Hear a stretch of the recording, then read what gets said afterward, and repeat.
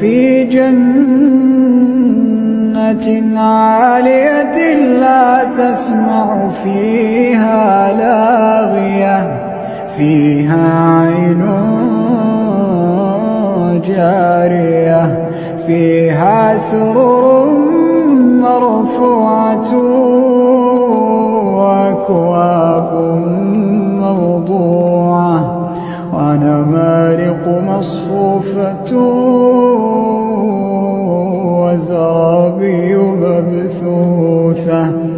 أفلا ينظرون إلى الإبل كيف خلقت وإلى السماء كيف رفعت وإلى الجبال كيف نصبت وإلى الأرض كيف سطحت فذكر